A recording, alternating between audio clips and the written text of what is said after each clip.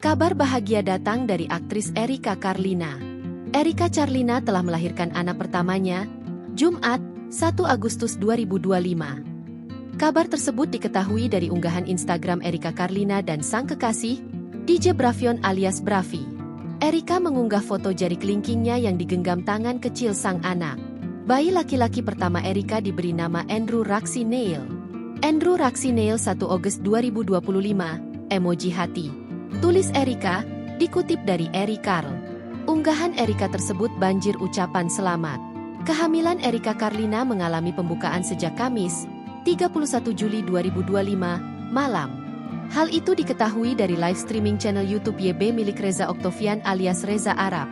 Dalam live streaming tersebut tampak DJ Bravi, kekasih Erika Carlina, mengabarkan kepada teman-temannya bahwa sang aktris sudah pembukaan dan berada di rumah sakit. DJ berusia 36 tahun itu, tampak memperlihatkan isi pesan Erika kepada teman-temannya.